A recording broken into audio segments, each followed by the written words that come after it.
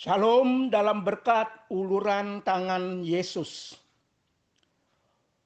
Uluran tangan Yesus hadir di saat-saat yang sangat tepat. Terpujilah Dia. Firman Tuhan menjadi sumber jaminan hidup ini.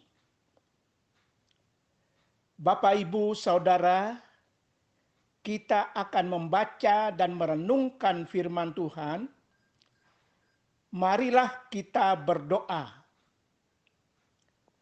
Allah Bapa kami yang di surga, firman-Mu adalah ya dan amin. Nyatakanlah kehendak-Mu dalam firman-Mu yang akan kami baca dan renungkan.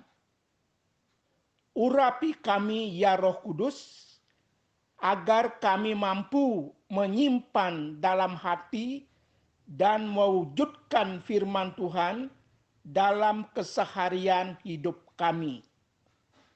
Dalam nama Tuhan Yesus kami berdoa. Amin.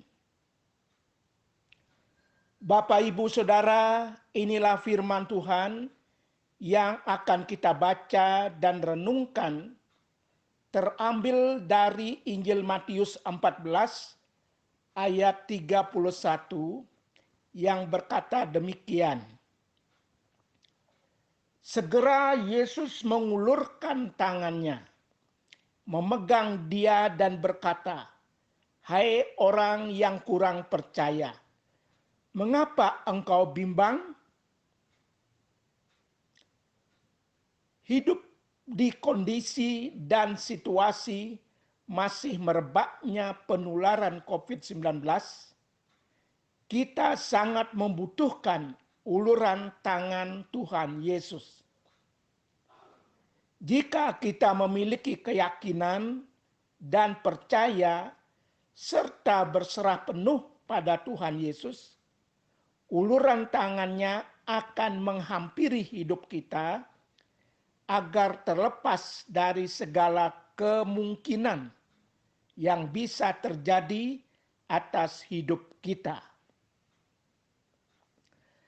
Petrus ingin dan meminta Tuhan Yesus menyuruh dia agar berjalan di atas air seperti Tuhan Yesus sedang berjalan di atas air.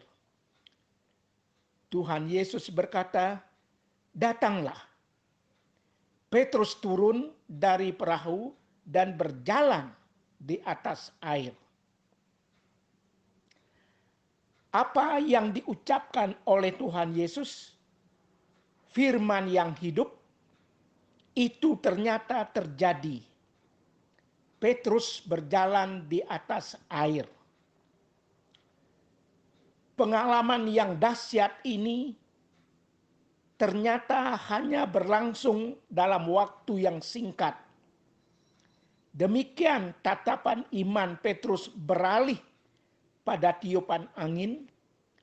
Petrus menjadi takut dan mulai tenggelam. Di saat seperti itu, Petrus berseru kepada Tuhan Yesus, "Tuhan, tolonglah aku." Firman Tuhan berkata, segera Yesus mengulurkan tangannya. Hasil, Petrus tertolong dari ancaman maut. Ia tidak tenggelam.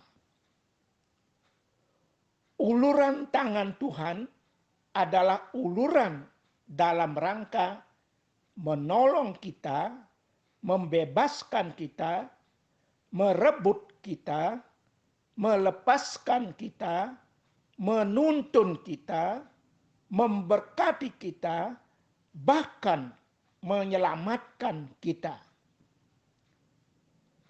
Mari raih uluran tangan Tuhan Yesus dan jangan meragukannya, jangan melepaskannya.